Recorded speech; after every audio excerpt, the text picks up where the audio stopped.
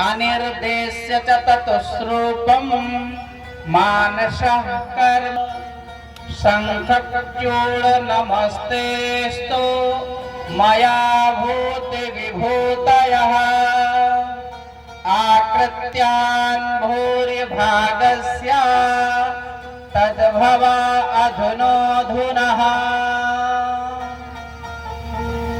अब जो कथा है बंधुओं, शंखचूर्ण की कथा प्रारंभ होने जा रही है। किसकी कथा है? शंखचूर्ण।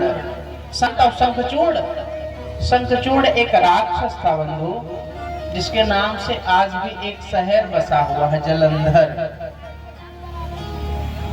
जल के अंदर ही शंख के द्वारा उत्पत्त हुआ था शंखचूर्ण, जिसको हम लोग जलंधर जलंधर नाम से जानते हैं। जलंधर की कथा तो लगभग लोग जान रहे होंगे ना।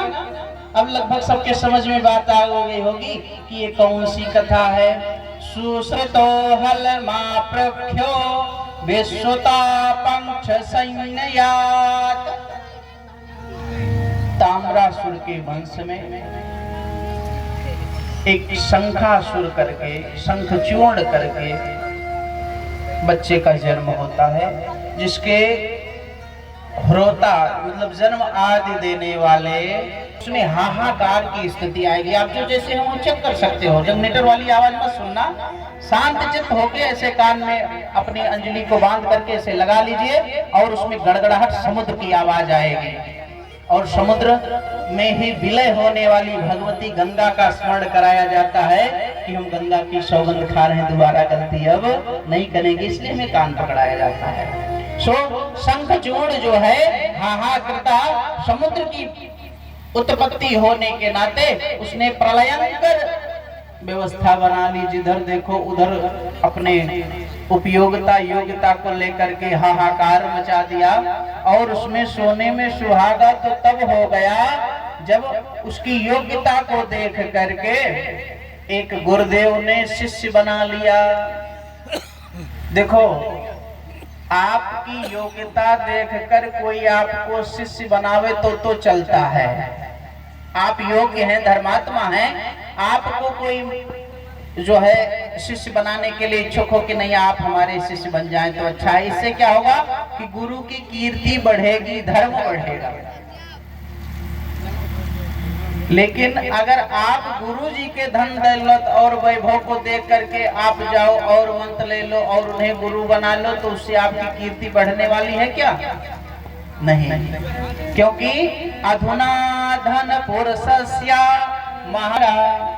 और जब गुरु जी में भी हमको धन की ही तुलना करनी है तो किसी धन पशु को गुरु बनावे, क्या करे? गुरु जी को गुरु बनावे। कोई अच्छा बिजनेसमैन हो, कोई बड़ा पैसे वाला हो, उसको को बढ़िया हमसे कोई योग्य है, लेकिन नहीं। ज्ञानांध सदा शिवम तक चक्षु ज्ञान शिवेंद्रयः। त्रिलोक में देव पक्ष है और राक्षस पक्ष, धनुज पक्ष है। मतलब देवता और धनुष दो पक्ष हैं, दो पार्टी हैं।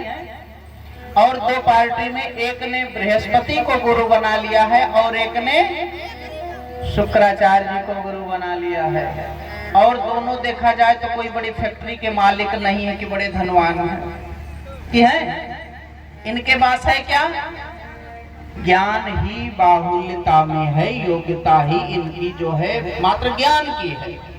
और ज्ञानवान होने के बावजूद इनने किसको बना लिया है?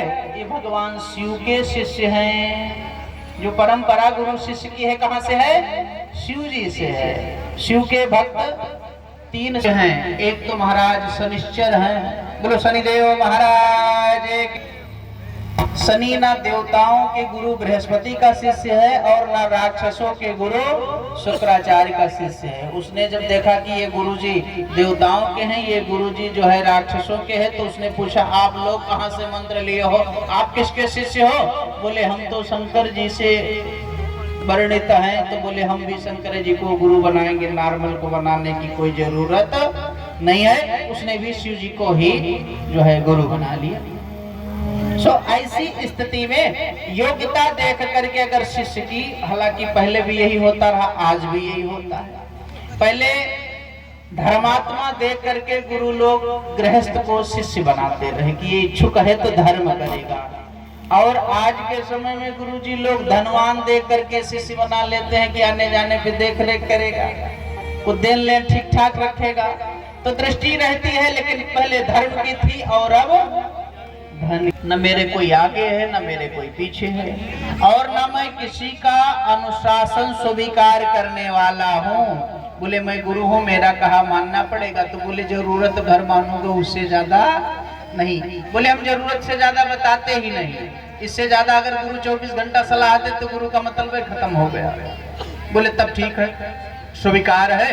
सो ऐसी स्थिति में शुक्राचार्य जी ने उसको अपना शिष्य बनाया और बोले सुनो, ज्ञानम ज्ञानास पुरुषाय आक्रणम करेणास्ति वह मया चा सहितो विष्णु भगवास्तुष्ट चेतसः। हे राक्षस राज, तुम किसी भी तरह से अगर सफल होना चाहते हो, जीवन में कुछ चाहते हो, तो एक बात ध्यान रखो। बोले क्या? बोले तपस्या करो, क्योंकि बिना तपस्या के तुम्हें कुछ मिलने वाला नहीं है। अच्छा, अगर किसी से कहा जाए कि भैया आप तप करो, तो हर आदमी बुरा मान जाएगा कि तप कर पाना बहुत संभव नहीं है। लेकिन हकीकत यही है, एक राक्षस से लेकर के मनुज तक और मनुज से लेकर के देवताओं तक आज भी उन्हीं की कीर्ति जीवित है